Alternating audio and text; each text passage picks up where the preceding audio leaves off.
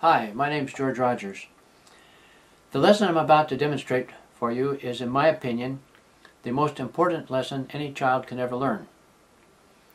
Now, I realize there's a risk in using superlatives, but if this lesson isn't the most important lesson they can learn, frankly, I can't imagine what would be. Because the principles in this lesson influence every thought and feeling that we have. And it also controls every choice we make and every action we take.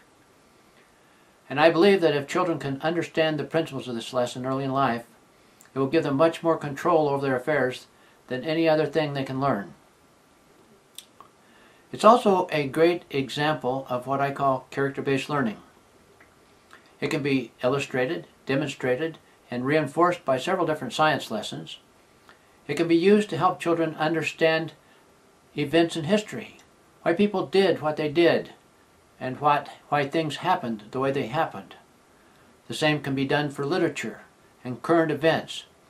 And children can even be helped to understand things that are going on around them and in their own lives in ways that they might not otherwise. In fact, I think one of the great advantages of the ABC sequence is it can save children a great deal of trouble by enabling them to learn from the experiences of others without having to have those same experiences themselves.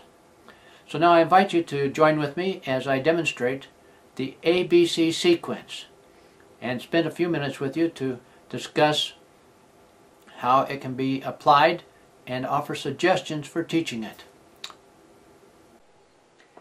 I'd like to take just a minute and demonstrate to you the ABC sequence. I apologize, my table's a little bit low here, so I'm going to have to bear with me for a minute. I'm taking 3 tennis balls. One marked A, which stands for attitudes. I'm going to put it on the table. I have another ball marked B, which I'm going to put on the table. And B stands for behavior. And then there's a third ball marked C, which stands for consequences. Now, if I take the A ball and roll it into the B ball just right, it knocks the C ball off the table. And what this represents is A, attitudes drive behaviors, and behaviors cause consequences. And the discussion with kids goes something like this. You can control attitudes. You cannot control consequences. So let me go over that again. The A ball represents attitudes, the B ball represents behavior, and the C ball represents consequences. It is a demonstration of the principle that attitudes drive behavior, and behavior causes consequences. We cannot control the consequences. They may and likely will be different than what we intend. The best predictor, however, is the nature of the behavior, and the best indicator of the behavior is the nature of the attitude. One of my cousins was pushed off a porch by a neighbor boy when she was a child, and her neck was broken. She was never able to hold it erect afterwards. Now, it's unlikely that this young boy intended to hurt her so severely, but he did intend to hurt her. So it's the nature of one's attitudes that determine the nature of one's behaviors.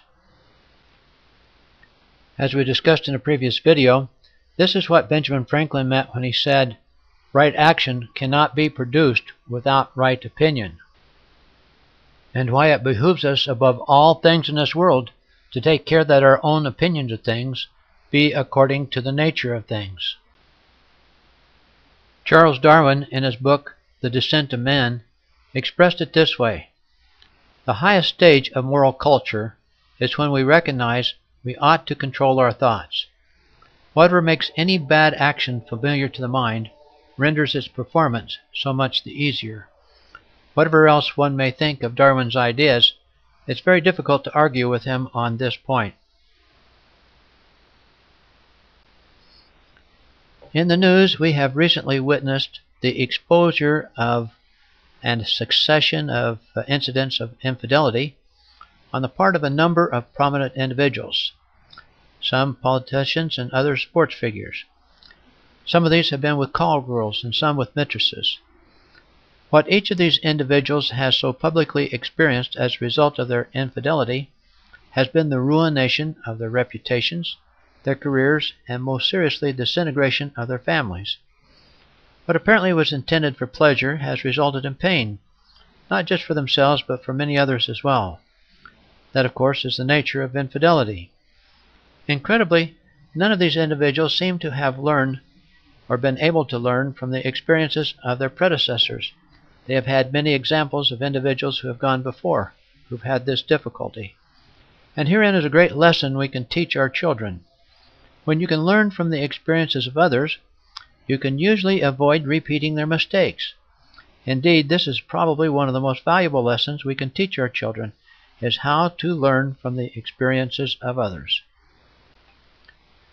The ABC sequence is a valuable tool for helping young people learn this invaluable skill, because it not only enables them to recognize the nature of the behavior in others, it helps them to understand the nature of the attitudes driving those behaviors, and they can certainly observe the consequences. And so armed, they are in a much stronger position to avoid those same kinds of thoughts and behaviors in their own lives. Understanding the ABC sequence and the principles associated with it empowers children to accept responsibility and accountability for their own choices and actions.